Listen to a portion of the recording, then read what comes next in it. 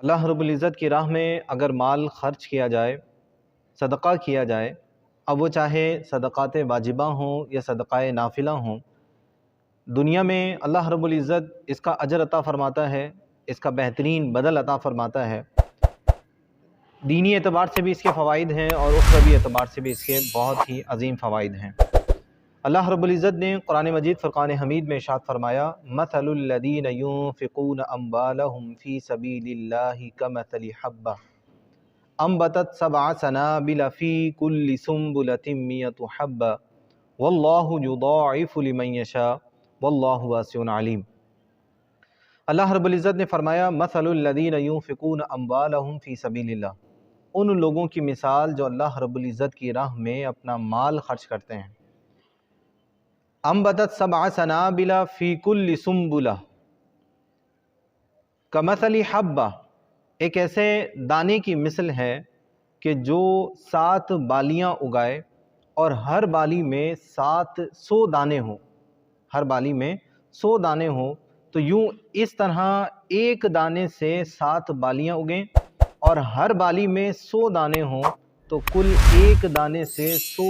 700 دانے حاصل ہوتے ہیں۔ تو یہ بہت ہی عظیم مثال اللہ رب العزت نے بیان فرمائی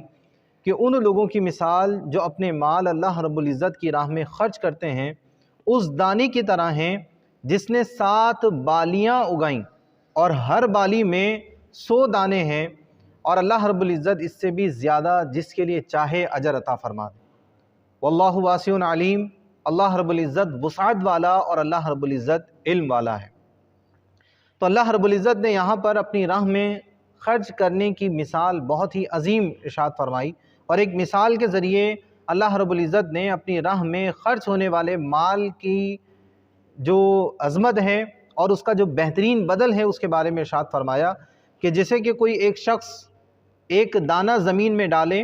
اور اس دانے سے 7 بالیاں اگیں اور ہر بالی میں 100 دانے ہوں، تو ایک دانے کے بدلے میں 700 گنا اس کو دانے حاصل ہو گئے۔ ایک دانہ اس نے زمین میں ڈالا تھا، ایک دانے کے بدلے میں اس کو 700 گنا زیادہ یعنی 700 دانے حاصل ہو گئے۔ اگر 1 روپیہ اگر کوئی اللہ رب العزت کی راہ میں خرچ کرتا ہے تو اس کی مثال ایسے ہی ایک دانے کی ہے کہ دانہ تو ایک ڈالا تھا لیکن اس سے 700 دانے حاصل ہوئے۔ اسی طرح خرچ 1 روپیہ کیا جائے گا لیکن اللہ رب العزت 700 گنا زیادہ فضیلت عطا فرمائے گا، اس کا اجر عطا فرمائے گا، اس کا ثواب عطا فرمائے گا۔ اور پھر یہ کوئی لمٹ نہیں ہے،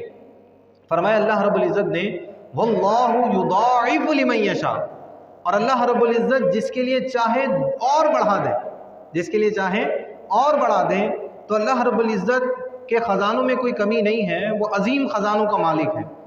وہ جس کے لیے چاہے جتنا چاہے اتنا عطا فرما سکتا ہے۔ تو یہاں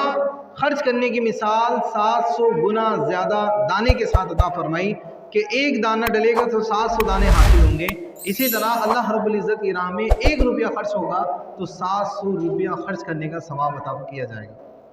اور اللہ رب العزت اس کے علاوہ اور جس کے لیے چاہے جتنا زیادہ بڑھا دے۔ اگر آپ احادیث کا مطالعہ کریں تو مختلف اعمال کے مختلف ثواب آپ کو نظر آئیں گے۔ حج کی جو فضیلتیں ہیں وہ آپ پڑھیں تو ایک فضیلت آپ کو یہ ملے گی کہ اگر کوئی پیدل حج کرتا ہے تو اس کے ہر قدم کے بدلے میں 7 کروڑ نیکیاں اس کو عطا کی جائیں گی۔ ہر قدم کے بدلے میں کتنی نیکیاں؟ 7 کروڑ نیکیاں اس کو عطا کی جائیں گی ایک قدم کے بدلے میں۔ تو اللہ رب العزت کے خزانوں میں کوئی کمی نہیں ہے، جو اللہ رب العزت کی راہ میں خرچ کرتا ہے اللہ رب العزت اس کو اور نواز دیتا ہے۔ تو 700 کی تو یہاں مثال ذکر کی لیکن یہ کوئی اختتام نہیں ہے۔ اللہ رب العزت نے فرمایا واللہ یضاعف لمن یشاء، یہ انسان کے اپنی نیت، اخلاص اور اس کے انداز پر موقوف ہے کہ اس میں جتنا زیادہ اخلاص ہوگا، جتنا زیادہ اس میں کمال ہوگا، جتنی زیادہ اللہ رب العزت کا قرب اور رضا کے لیے وہ کام کرے گا، اللہ رب العزت اس کو اجر بھی اتنا ہی عطا فرمائے گا۔ اور یہ مختلف نیکیوں کے مختلف جو اجر ہیں اس کے مختلف اسباب ہیں، جیسے اخلاص ہے۔ اللہ رب العزت کی قرب حاصل کرنے کی جتنی طلب ہوگی، جتنی زیادہ عمدگی کے ساتھ وہ صدقہ و خیرات کرے گا، اس کو اللہ رب العزت کے حضور ویسے ہی صدقہ دینے کا ثواب عطا کیا جائے گا۔ اور ایک ثواب بڑھانے کی چیز وہ نبی پاک علیہ الصلوۃ والسلام کی صحبت ہے، یعنی حضور کی صحبت ایسی لاجواب چیز ہیں، ایسی عظیم چیز ہیں کہ جو شخص حضور کی صحبت میں آ جائے، حضور کا صحابی کہلائے، وہ اگر ایک مد بھی جو خرچ کریں، ایک خاص تھوڑا سا پیمانہ ہے، یعنی 1 کلو بھی اگر وہ گندم خرچ کرتا ہے، 2 کلو بھی گندم خرچ کرتا ہے، اس کی تھوڑی سی بھی نیکی، اس کا تھوڑا سا بھی صدقہ احد پہاڑ برابر ہے اور اس سے بھی زیادہ ہے۔ تو اللہ رب العزت نے نبی پاک علیہ الصلوۃ والسلام کی برکت سے آپ کے اصحاب کی نیکیاں اتنی بڑھا دی کہ کوئی بھی ان کی نیکیوں کا مقابلہ نہیں کر سکتا ہے۔ تو اگر کوئی احد پہاڑ برابر بھی خیرات کرتا ہے تو ایک صحابی کی تھوڑی سی گندم صدقہ کرنے کے بھی برابر نہیں پہنچ سکتا۔ تو اللہ رب العزت نیکیوں میں بہت زیادہ وسعتیں عطا فرماتا ہے۔ اللہ تعالی ہمیں دل کھول کر اس کی راہ میں خرچ کرنے کی توفیق عطا فرمائے۔ اس میں سارے صدقات داخل ہیں، زکوٰۃ بھی داخل ہیں، واجبات بھی داخل ہیں، اور جو نفلی صدقات ہیں وہ بھی داخل ہیں۔ یعنی اگر زکوٰۃ ادا کرتے ہیں تو بھی اللہ رب العزت کے حضور اسی قسم کا ہمیں ثواب عطا کیا جائے گا۔ اگر ہم صدقہ فطر ادا کرتے ہیں یا دیگر اور نیکیاں کرتے ہیں، دیگر اور مقامات پر ہم خرچ کرتے ہیں، بیواؤں پر، یتیموں پر، مسکینوں پر، اسی طرح جو غرباء ہیں، جو حاجت مند ہیں، ان لوگوں پر خرچ کرتے ہیں، یا جو آفت زدہ لوگ ہیں ان کی اگر مدد کرتے ہیں تو اللہ رب العزت کے حضور اتنا عظیم اجر عطا فرمایا جائے گا۔ جیسے سیلاب زدگان کی لوگوں نے بہت مدد کی، دل کھول کر ان کی مدد کی۔ اسی طرح بھی ترکی میں جو زلزلہ ہے